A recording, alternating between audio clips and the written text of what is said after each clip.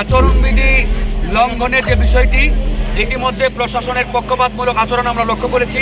কিছুদিন আগেও আমাকে 10,000 টাকা জরিমানা করা হয়েছে। কী কারণে জরিমানা করা হয়েছে? গত 2 বছর আগে শুভেচ্ছা পোস্টার লাগানো হয়েছিল, কিন্তু আমি যখন বিভিন্ন এলাকায় ঘুরি আমি দেখতে পাই বিভিন্ন মার্কার প্রার্থীরা ভোট চেয়ে রঙিন পোস্টার ব্যানার কিন্তু ঝুলানো আছে। আমি নির্বাহী ম্যাজিস্ট্রেটকে এরকম অসংখ্য ডকুমেন্টস প্রমাণ দিয়েছি, কিন্তু তারা অ্যাকশন এখন পর্যন্ত নেয় নাই। তার মানে এখান থেকে পরিষ্কার বর্তমান প্রশাসন পক্ষপাতমূলক আচরণ করছে। আর নির্বাচনী যে পরিবেশ, এটার কথা যদি বলতে হয়, এখন পর্যন্ত পরিবেশ তুলনামূলক ভালো। অন্যান্য প্রার্থীদের পক্ষ থেকে সেরকম হুমকি ধামকি আসে নাই, তবে বিএনপির পক্ষ থেকে আমাদেরকে একটা হুমকি দেওয়া হয়েছিল।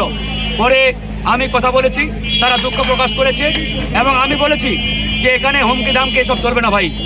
জনগণ যাকে ভোট দেবে সে নির্বাচিত হবে, পার্লামেন্টে যাবে। আর আমি ফারুক হাসান বানের জলে ভেসে আসি নাই। একটানা 15 দিন রিমান্ডে ছিলাম, 22 বার হামলার শিকার হয়েছি। 2018 সালে আমাকে গুম করা হয়েছিল, অসংখ্যবার জেলে গেছি। সুতরাং ফারুক হাসানকে হুমকি ধামকি দিয়ে আটকাতে পারবেন না। ঠাকুরগাঁও 2 আসনের অন্তর্ভুক্ত চেকপোস্টে একটি স্থলবন্দর হবে, যাতে করে আমরা আমাদের আন্তর্জাতিক যে বাণিজ্য, এই বাণিজ্যটা ভালোভাবে করতে পারি, আমার কৃষক ভাইরা তাদের ফসলের ন্যায্য মূল্যটা পায়। এভাবে ইনশাআল্লাহ কাজ চলছে। এখন পর্যন্ত আপনারা জানেন বাকি যে প্রার্থীগুলো রয়েছে, এই প্রার্থীগুলো বিগত সময়ে কিছুই দিতে পারে নাই। আমি ফারুক হাসান এমপি হওয়ার আগেই 200-রও অধিক মসজিদ, মন্দির, মাদ্রাসায় 4 লাখ, 5 লাখ, 7 লাখ টাকা করে বরাদ্দ নিয়ে আসছি। 11টা কাঁচা রাস্তা পাকা করেছি, 150-রও অধিক গজুখানা দিয়েছি, 1600 টিউবওয়েল বরাদ্দ দিয়েছি।